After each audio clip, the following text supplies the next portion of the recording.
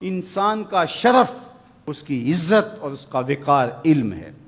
اس لیے سیدنا علی المرتضیٰ فرماتے ہیں ہم اللہ کی تقسیم پہ راضی ہو گئے، اس نے ہمیں علم عطا کر دیا اور جاہلوں کو مال دیا۔ مال سے علم افضل ہے۔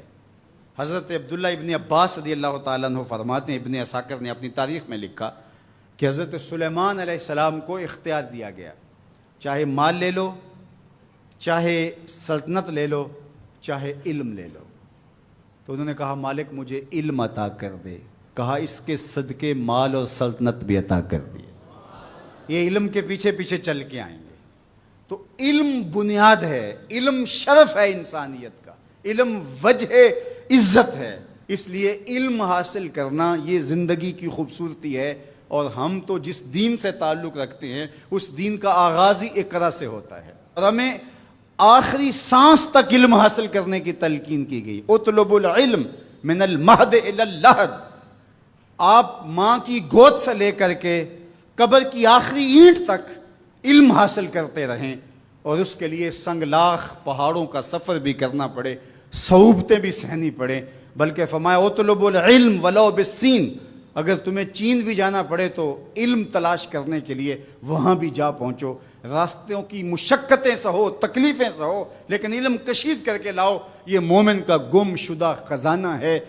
اگر کسی شخص کو ڈاکٹر یہ بتا دیں کہ تیری طبی صورتحال یہ بتا رہی ہے کہ تیرے پاس زندگی کی چند سانسیں باقی ہیں، آج ڈاکٹر کہہ دیتے ہیں کہ اس کی مریض کی خدمت کر لو، کینسر اس سٹیج پہ پہنچ گیا کہ اب بچنے کی کوئی امید باقی نہیں رہی، مریض کو بھی بتا دیا جاتا ہے کہ اب اللہ اللہ کر لو، رب کو راضی کر لو، اب زندگی بس مہمان مہمان ہے، چراغ سحر ہے، بجھا جا رہا ہوں، یہ معاملہ ہے تمہارا، تو اب بس اپنی آخرت کی فکر کرو۔ اب وہ کیا کرے جسے پتہ چلے کہ میرے پاس 2 دن ہیں، 3 دن ہیں، 5 دن ہیں، 10 دن ہیں، ڈاکٹر اندازہ بتا دیتا ہے، حتمی علم تو اللہ کے پاس ہے، تو وہ کہے کہ تم بس جانے والے ہو، تو کیا کرے؟ وہ نمازیں پڑھنے لگ جائے، نوافل پڑھے، روزے رکھے، صدقہ و خیرات کرے، یہ سب کرنا چاہیے اس کو، لیکن علماء نے کہا کہ وہ علم حاصل کرنے لگ جائے تاکہ اس کی موت حالت طالب علمی میں آئے۔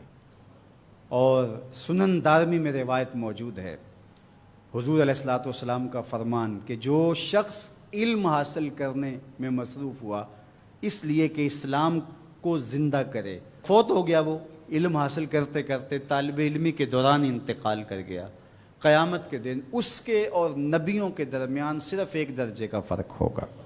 علم کی وجہ سے اس کو یہ شان اور یہ عظمت نصیب ہوگی۔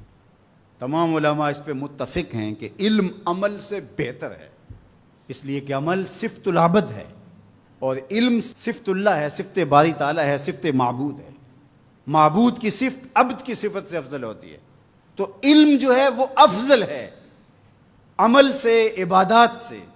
بلکہ ارشاد فرمایا جب حضور علیہ السلام سے 2 اشخاص کا ذکر ہوا، ایک عابد ہے، تہجد گزار ہے، شب زندہ دار ہے، صائم النہار ہے، قائم اللیل ہے، بہت عبادتیں کرتا ہے، اور دوسرا بس فرض پڑھتا ہے اور کتاب کھول کے بیٹھ جاتا ہے، نشر علم کے لیے لگ جاتا ہے، جو بھی ذرائع ہیں اس دور کے اس کے مطابق وہ علم بانٹنے لگ جاتا ہے۔ تو دونوں کے بارے میں پوچھا گیا تو آقا کریم نے کیا جواب دیا؟ فضل العالم علی العابد کا فضلی علی ادناکم، عالم کی فضیلت عابد پر اس طرح ہے جس طرح تم میں سے ایک عام آدمی پر میری فضیلت ہے۔ عالم کا موازنہ جاہل سے یہاں نہیں ہو رہا کہ جو مطلق جاہل ہے اور ایسا جاہل کہ جو عمل سے بھی خالی ہے۔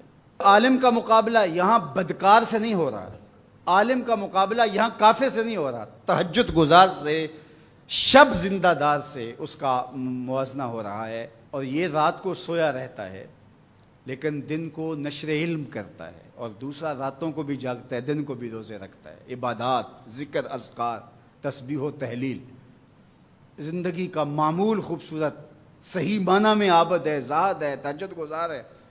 اتنا فرق ہے، ایک روایت میں یہ ہے جس طرح 14ویں رات کے چمکتے ہوئے چاند کی فضیلت ستاروں پہ ہوتی ہے، اور جتنا یہ فرق ہے اس طرح عابدوں پر عالم کی فضیلت ہے۔ تو یار اگر وہ عالم ساتھ عابد بھی ہو، وہ عالم ساتھ تہجد گزار بھی ہو، شب زندہ دار بھی ہو، تو پھر اس کے درجے کتنے بلند ہوں گے۔ اس لیے فرمایا کہ صبح اس حال میں کر کہ تو عالم ہو یا طالب علم ہو یا علماء کی باتیں سننے والا ہو یا علماء سے محبت کرنے والا ہو۔ اور فرمایا ولا تکن خامسہ، پانچواں نہ بننا، پانچواں بنا تو ہلاک ہو جائے گا۔ اب میں اور آپ دیکھیں کہ ہم ان میں سے کس زمرے میں آتے ہیں۔ تو کہا یا خود عالم بن جا، یا علم سیکھنے والا بن جا، یا علماء کی بات سننے والا بن جا، یا ان کے ساتھ محبت کرنے والا بن جا۔ ولا تکن خامسہ، پانچواں نہ بننا۔ اللہ ان چاروں میں سے ہمیں کوئی بنا دے، اور ہم علم کے جمال کو اپنا اوڑھنا بچھونا بنا لیں۔ علم ہمارا حسن بن جائے، علم ہماری خوبصورتی بن جائے، اور علم ہماری زندگی کا وہ نور بن جائے کہ جس کی روشنی میں ہم تاریک راہوں میں بھی اجالے کریں، اور جدھر سے گزرتے جائیں نور پھیلتا چلا جائے۔